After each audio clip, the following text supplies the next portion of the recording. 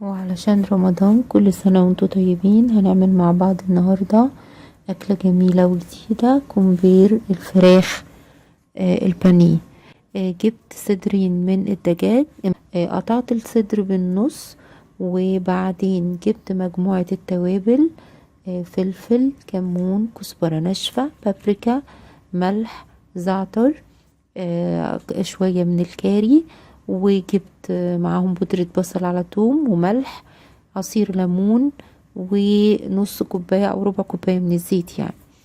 وقطعت بطاطس مكعبات زي ما انتوا شايفين كده، تبلتها بنص كمية التوابل ومعلقتين من الزيت. طبعا الزيت ده ممكن يكون كمان زيت زيتون، انا استخدمت زيت دوار الشمس العادي. حطيت مكعبات البطاطس في الصينية وتبلتها وحطيت عليها معلقتين من الزيت، وقلبتهم مع بعض كويس قوي علشان تتبل كويس. تعالوا بقى ركزوا في الصدور هنعمل فيها ايه. انا السكينة دي بستخدمها دايما لتقطيع البانيه وخلي الفراخ، ممكن اي سكينة موجودة عندكم هتمشي، بس يكون ليها بوز رفيع. عملت فتحة بالطول بس مش للاخر، انا عايزة اعمل جيب في الصدر. طبعا ده مش الصدر كامل، ده نص الصدر، شايفين؟ او بوسعها بايديا كده كويس قوي، عايزة الجيب من جوه يكون غويط. نزلت عليها ببقية التوابل وبقية الزيت اللي عندي وعصير الليمون. هتبل كويس قوي من جوه ومن بره، اشبعها بالتوابل حلو قوي. طيب انا عايزه احافظ على الجيب ده يفضل مفتوح، مش عايزاه يقفل، لو دخلته الفرن كده هيقفل. جبت ورق زبده وعملته على شكل كوره، وبدأت احشي بيه الجيب ده كويس قوي. شايفين؟ واضحه الطريقه طبعا. تمام. بعد كده هرص البطاطس معاها وهدخلها الفرن كلها تستوي مع بعضها.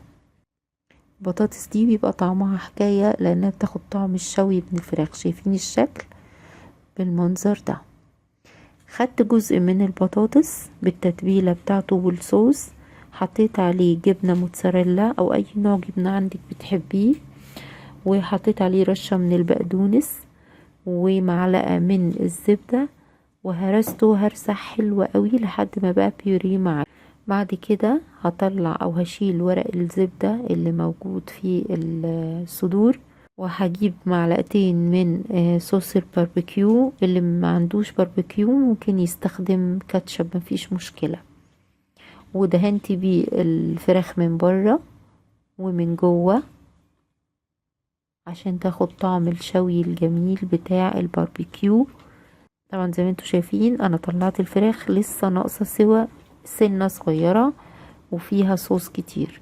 دلوقتي باخد البطاطس البيوريه، بكمل حشوة الفراخ بيها الشكل اللي انتوا شايفينه ده كده.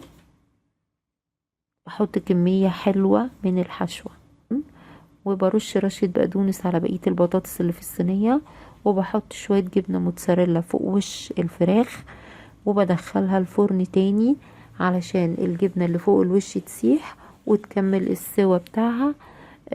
وتقدموها كده سخنة للأكل على الفطار في رمضان إن شاء الله. وصفة جديدة وسهلة وبسيطة وكلنا نقدر نعملها وطعمها يجنن. جربوها، أنا واثقة إنها إن شاء الله إن شاء الله هتعجبكم. كل سنة وانتم طيبين.